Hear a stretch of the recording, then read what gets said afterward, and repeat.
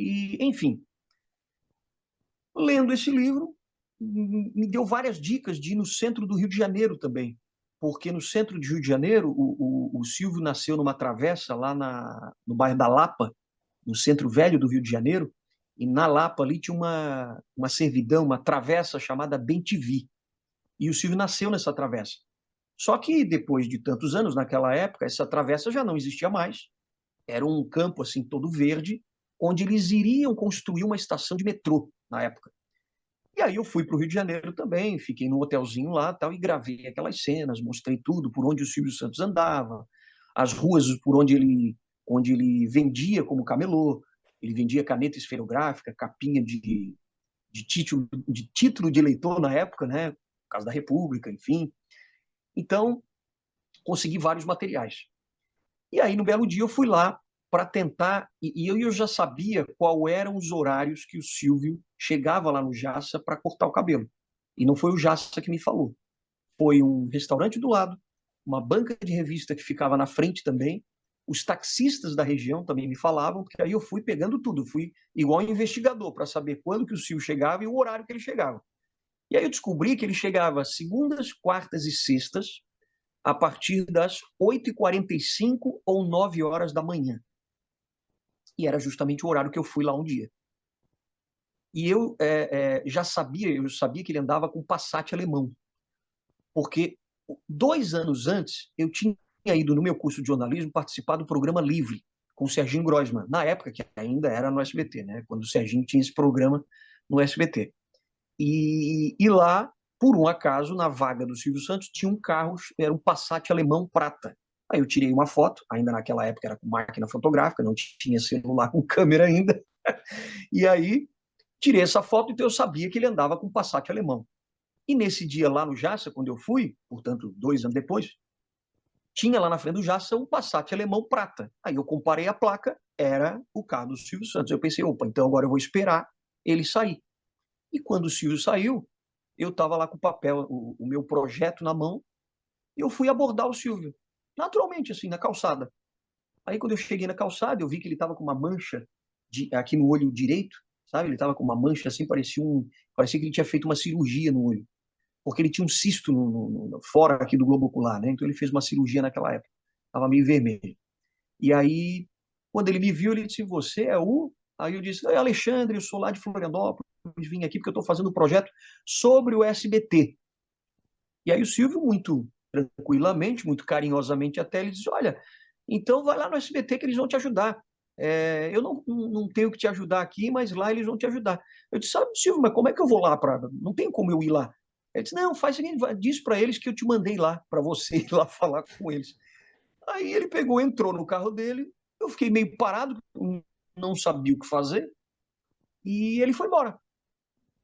E aí eu pensei, puta, mas como é que eu vou dizer agora para eles, né? Bom, mas enfim, fui até um orelhão, na época tinha orelhão, né? Não tinha celulares, assim, eu não lidava com celular na época, isso 23 anos atrás, né? Pensa bem. Aí eu liguei do orelhão para a diretora de comunicação do SBT, que era a Ulda, o nome dela era Ulda, nem sei se trabalha mais no SBT lá, mas enfim. E disse para ela: "Olha, dona Ulda, eu estou aqui perto do Jaça, a senhora sabe que o Silvio sempre corta o cabelo aqui e tal, todo mundo sabe disso. E eu acabei de encontrar o Silvio, ele disse para eu ir aí, para mostrar o projeto para vocês, tal, para eu falar do projeto que eu estou fazendo, desse trabalho de conclusão de curso." Aí ela assim: "Tá bom, quando é que você quer vir aqui?" Aí eu: "Poxa, pode ser na semana que vem." Porque aí eu juntaria o material todo, de vídeo, tudo, e entregaria lá para ela ver, né? Fiz isso. Aí na outra semana fui lá de novo. Aí eu já estava lá mesmo, juntei o material tal, e fui para o SBT, numa quinta-feira. Cheguei lá, tal, conversei com ela, deixei o projeto com ela, fiquei lá praticamente a tarde inteira, almocei com ela, e aí voltei para o meu albergue e tal, e depois nada de ninguém autorizar, ligava para ela, nada de autorizar tal. Aí eu pensei, poxa, não adianta, eu vou ter que conseguir essa entrevista lá mesmo, dentro do Jaça, né? Então aí eu fui para o Rio de Janeiro, gravei tudo que eu podia, depois fui lá de novo no Jaça, encontrei o Silvio, e na terceira vez que eu encontrei ele, para resumir a conversa, né, porque senão aqui vai longe, na terceira vez que eu encontrei ele, Aí eu já tinha muito material, aí estava com a câmera também lá do curso, eu estava com uma mala gigante, um tripé, câmera, bateria, fitas, e era fita daquelas VHS ainda, né, grande, e deixei esse material todo ali dentro de uma mala, em cima da calçada, na frente do Jassa, do salão, e quando ele chegou, ele estacionou o carro, aí ele olhou para mim, me reconheceu, disse assim, lembra que eu disse para você ir lá no SBT, vai lá que eles vão te ajudar. Aí eu disse, não, Silvio, eu não preciso mais do SBT, eu preciso do senhor. Aí ele, mas você precisa de mim para quê? Eu disse, não, sim, porque eu já entrevistei o Carlos Alberto de Nóbrega, nisso eu já tinha entrevistado várias pessoas, entrevistei o Arlindo Silva, que era o assessor de imprensa dele, que lançou um livro sobre a história dele, mas o livro não tinha sido lançado ainda, né? Ele estava ainda em lançamento, mas eu já tinha entrevistado o homem e tal. Consegui várias coisas sobre ele. E aí eu disse, agora eu só preciso do senhor. Aí ele já na porta do Jassa, ele olha para mim e diz assim, mas meu cachê é muito alto, é de US$ 1 milhão. E começou a rir e entrou dentro do Jassa. E eu, putz, será que ele não vai me dar entrevista, né? Mas eu vou esperar ele sair aqui, eu vou pelo menos pegar uma imagem dele, né? Na hora que ele sair daqui e tal. E aí fiquei conversando ali com o Nicanor. Nicanor era o cara que, como é que a gente chama? Manobrista, né? De carros ali, que manobrava o carro do Silvio e tal. E aí eu fiquei ali na frente, esperando o carro vir ali para eu pegar pelo menos ele entrando no carro, indo embora, enfim. E eu ia pedir entrevista de novo.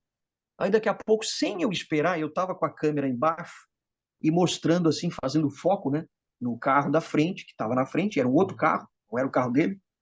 E nesse dia era o carro Lincoln branco de capota verde que ele tinha antigamente. Era um Lincoln 93, aquele carro americano grande, parecia uma limusine. Ele tinha vários carros, né? E esse era o carro muito ícone, era o icônico carro dele, né? Então, aí resumindo, fiz o TCC, consegui a entrevista com o Silvio nesse dia em que ele estava lá, e 2 meses depois ele me contratou, mandou me chamar através de uma secretária. Ele disse: olha, eu quero trabalhar, quero que você venha trabalhar comigo. E aí perguntou quanto que eu queria ganhar, o que que eu queria fazer, quando que eu estava disposto a ir e se eu tinha lugar para ficar em São Paulo. Que se eu não tivesse, eles iam me colocar num hotel. E aí, poxa, ganhei na loteria praticamente, né? E fui trabalhar com ele. E trabalhei 4 anos lá no SBT e começando no Show do Milhão, quando ele tinha aquele programa, né? E das notícias que você apresenta ali, das matérias que você apresenta, qual que foi a mais difícil até hoje? Olha, eu acho que a mais difícil foi quando teve aquele acidente. Teve um acidente grave uma vez na BR-470 com argentinos, isso em 1999. E era muito difícil porque eu estava no aeroporto esperando os familiares de 47 pessoas que morreram nesse acidente. E os familiares chegaram, claro, de uma forma, era um baque muito grande, tinha muitos psicólogos lá para atender essas pessoas. E a emissora queria que eu entrevistasse alguém, mas não tinha como você entrevistar porque era muito difícil, as pessoas estavam em estado de choque. E aquilo me deixou extremamente angustiado, assim, de tentar. Tanto é que eu disse para a emissora, eu disse, olha, eu não vou entrevistar ninguém, eu vou narrar o que eu estou vendo. A tristeza das pessoas chegando aqui no aeroporto e sendo levados para os psicólogos, né? Isso me tocou bastante. Fora as matérias que a gente fez em relação à pandemia agora da Covid-19, né? Sobre todas as pessoas que acabavam sendo entubadas e não conseguiam voltar depois para suas famílias, né? Isso foi bastante triste também, foi bastante ruim. E agora eu vou fazer um bate-bola, umas perguntinhas rápidas. Ok. Uma música. Uma música? Isso. Over the Rainbow. É Over the Rainbow. um Fantástica cantor essa ou música. cantora. Frank Sinatra, sempre. Uma comida. Lasanha, adoro. Um lugar que gosta de estar. Um lugar. Olha, pode parecer chavão e bem bobo, tá? Mas eu adoro a Disney. Eu acho um lugar fantástico para se estar. Tem lugares na Europa muito bacanas, mas a Disney tem uma magia que faz você se sentir muito bem e muito bem recepcionado. Eu adoro esse lugar. Se uma data especial para ti. Uma data especial. Ou uma data Natal. importante. Todo Natal eu me emociono muito porque a gente consegue reunir a família toda e é muito bonito. É uma noite de Natal muito legal. Se você pudesse voltar no tempo, encontrar você quando criança, Em poucas palavras, o que você falaria para você mesmo? Alexandre, arrisque mais. Faça mais valer cada minuto da tua vida. Eu diria isso para ele. Para não ficar dormindo no ponto. A gente tem que arriscar mais. A gente tem muito medo de parecer bobo para as pessoas. Mas a gente tem que arriscar, senão a gente não vive e não realiza sonhos. Por isso. Defina-se em uma palavra. Sonhador. Eu sempre digo que eu sou um sonhador. Indique alguém para ser entrevistado aqui no canal também. Eu acho que uma pessoa que você tem que entrevistar é o Rafael Polito, apresentador do Balanço Geral. É um cara sensacional, tem uma grande experiência e ele faz um trabalho muito bonito hoje na NDTV, apresentando o Balanço Geral.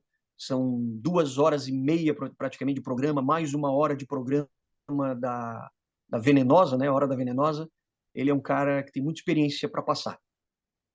E quem quiser te seguir nas redes sociais e acompanhar seu trabalho, quais são as suas redes sociais? Maravilha. O meu é @Alexandre Mendonca, que é no Instagram.